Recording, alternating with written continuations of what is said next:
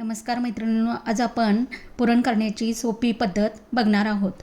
मैत्रिणींनो, आज आपण होळीसाठी झटपट पुरण करण्याची एक साधी सोपी पद्धत बघणार आहोत आणि त्या पद्धतीमुळे आपला वेळही वाचणार आहे, आपला गॅसही वाचणार आहे आणि झटपट अशी आपली पुरणपोळी तयार होणार आहे। या मेजरमेंटच्या वाटीनं 2 वाट्या हरभरा डाळ घेतलेली होती आणि ती मी 2 तास भिजत घातली होती। तर आपली ही डाळ चांगली भिजलेली आहे आणि त्यानंतर मी गॅसवर आता एक कुकर ठेवलेला आहे।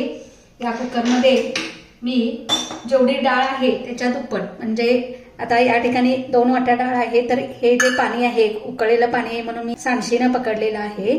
तर या ठिकाणी हे 4 पेले पाणी मी घालणार आहे। साधारणतः आपलं जे पाणी आहे ते बोटाची 2 पेरं बुडतील एवढं ठेवायचं आहे आणि जर तुम्हाला कटाची आमटी नको असेल तर फक्त 1 पेर बुडेल एवढंच पाणी ठेवायचं आहे। तर या ठिकाणी मी गॅसवर एक कुकर ठेवलेला आहे।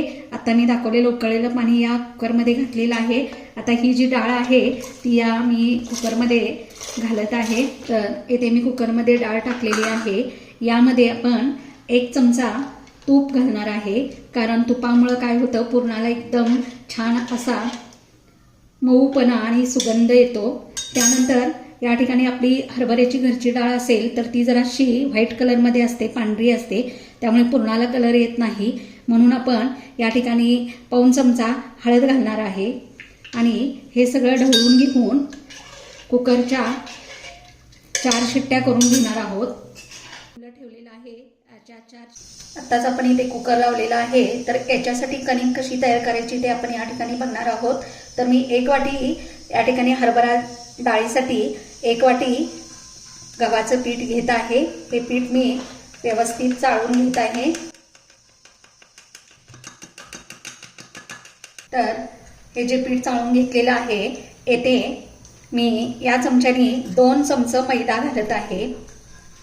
2 चमचे मैदा घालायचा आहे, त्यामुळे आपल्या या पिठाला चांगलं बाइंडिंग येतं आणि पोळी अजिबात फुटत नाही। त्यानंतर चवीनुसार मीठ घालायचं आहे।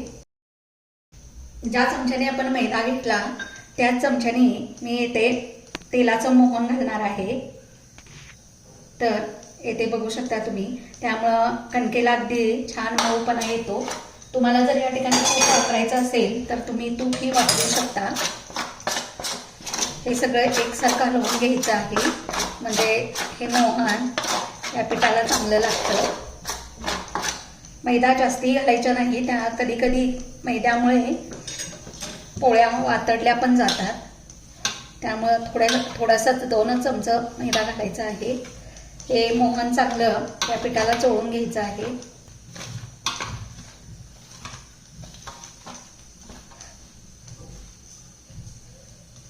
तर या ठिकाणी तुम्ही बघू शकता हे मोहन लागलेलं आहे आपल्या पिठाला, याची मूठ वळती आहे आणि याला थोडं थोडं पाणी घालून याचा एक गोळा तयार करून घ्यायचा आहे। तर आपला या ठिकाणी हा गोळा तयार करून झालेला आहे।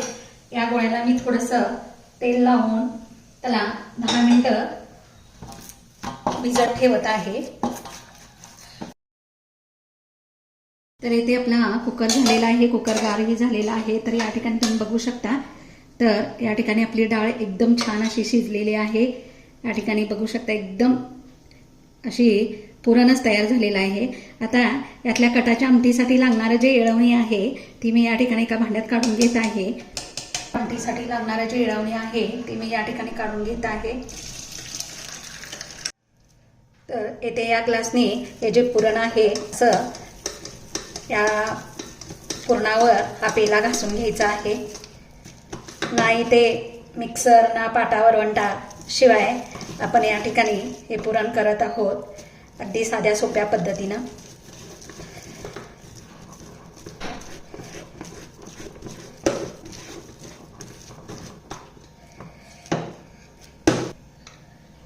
तर इथे बघा आपली चाळणी एकदम स्वच्छ अशी झालेली आहे। आता एकही डाळ किंवा पुरणाची एकही डाळ यामध्ये राहिलेली नाही। तर हे जे पुरण आहे ते आता या ठिकाणी एकसारखं हलवून घ्यायचं आहे। बघा तुम्ही या ठिकाणी बघू शकता, मस्त असं आपलं पुरण झालेलं आहे। हे पुरण बारीक करून घेतलेलं पातेलं आहे ते मी गॅसवर ठेवलेलं आहे। त्यामध्ये तुम्ही जर पूर्णपणे गुळाची पोळी करणार असाल तर यामध्ये 1 वाटीला 1 वाटी गूळ घालायचा आहे आणि तुम्हाला जर पोळ्या गोड हव्या असतील तर अर्धी वाटी साखर आणि अर्धी वाटी गूळ घालायचा आहे. त्या पद्धतीनं मी या ठिकाणी अर्धी वाटी साखर घेतलेली आहे आणि या ठिकाणी अर्धी वाटी गूळ याच्यामध्ये घालणार आहे. म्हणजे पोळ्या एकदम गोड आणि छान होतात. आमच्याकडे मुलांना थोड्या गोडच पोळ्या आवडतात. आणि गूळ आणि साखर याच्यामध्ये पूर्णपणे वितळेपर्यंत गॅस मोठाच ठेवायचा आहे. तर इथे बघू शकता आपण गूळ पूर्णपणे यामध्ये वितळलेला आहे आणि हे एवढं पातळ झालेलं आहे. जरी हे पातळ झालं तरी काय घाबरायचे कारण नाही. आता मंद गॅसवर हे कम्प्लीट. तर इथे बघू शकता मगाशी आपलं पुरण किती पातळ दिसत होतं. आता या ठिकाणी आपलं पुरण घट्ट व्हायला चालू झालेलं आहे. आता याच्यामध्ये मी थोडंसं मीठ घालणार आहे कारण कोणत्याही गोडाच्या पदार्थामध्ये मिठानं चव छान येते. मध्ये मी ह्या खिसणीनं खिसून जायफळ घालणार आहे. हे सगळं नंतर घालायचं कारण अगोदर घातलं तर जायफळ, वेलची आणि सुंठ पावडर ही करपली जाते, म्हणून पुरण तयार होत आल्यानंतरच वापरायचे आहे. वेलची घातलेली आहे आणि या ठिकाणी मी अर्धा चमचा सुंठ पावडर घालत आहे कारण गुळाच्या कोणत्याही पदार्थाला सुंठ पावडर वापरली तर अगदी खमंग असा त्याला स्वाद येतो. आणि हे सगळं मिक्स करून पुन्हा एकदा या ठिकाणी गॅसवर घट्ट करून घ्यायचं आहे. इथे बघू शकता तर आपलं हे जे पुरण आहे ते अतिशय छान असं झालेलं आहे. बघा खाली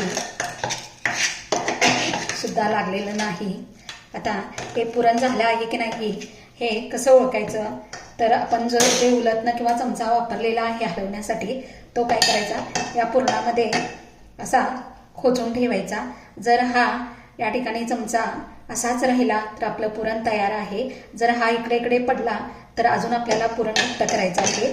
तर तुम्ही या ठिकाणी बघू शकता माझा चमचा एकदम असा छान स्थिर राहिलेला आहे. पातेला जरी हलत असलं तरी स्थिर राहिलेला आहे, त्यामुळे माझं पुरण तयार झालेलं आहे.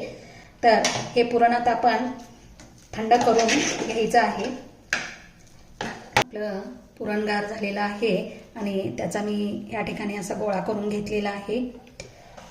आणि बघा तुम्ही इथे बघू शकता कणकेचा गोळा छोटा आहे आणि पुरणाचा गोळा मोठा आहे. तर या गोळ्याची अशी वाटी तयार करून घ्यायची आहे आणि ह्याच्यामध्ये हा गोळा जो आहे पुरणाचा तो असा या ठिकाणी दाबून बोटाने दाबून घ्यायचा आहे. करायचं या अंगठ्याच्या साहाय्याने ही जी कणिक आहे ती वरती अशी गोळा करायची आणि जो वरचा भाग आलेला आहे तो तुम्ही काढूही शकता किंवा याच्यामध्येच दाबून याला या ठिकाणी हातावरती एकसारखं या गोळ्याला असं पीठ लावून घ्यायचं आहे आणि या ठिकाणी लाटण्याने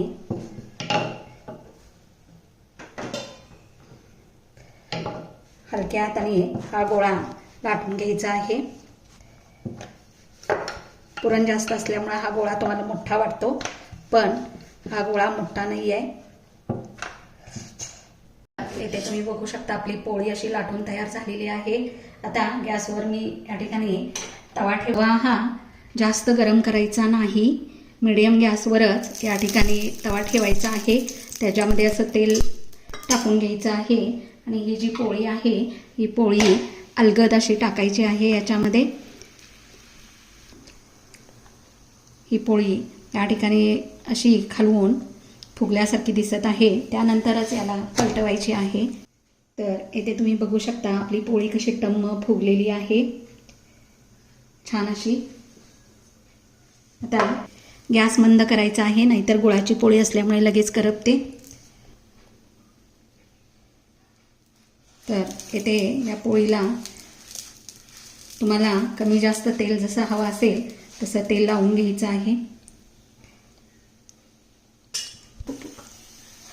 तर इथे तुम्ही बघू शकता किती छान अशा पुरणपोळ्या तयार झालेल्या आहेत, अगदी मऊसूत अशा या ठिकाणी. तर हे बघा पुरण तुम्ही या ठिकाणी मी दाखवते आहे, ती कडेपर्यंत पुरण गेलेलं आहे. हे बघा कडेपर्यंत पुरण आपलं गेलेलं आहे. अशी ही आपली मऊसूत अशी पुरणपोळी तयार झालेली आहे. माझी ही पुरण करण्याची रेसिपी तुम्हाला आवडली असेल तर अवश्य तुम्ही या पद्धतीनं पुरण करून बघा आणि माझ्या चॅनलला लाईक आणि सबस्क्राईब करायला विसरू नका.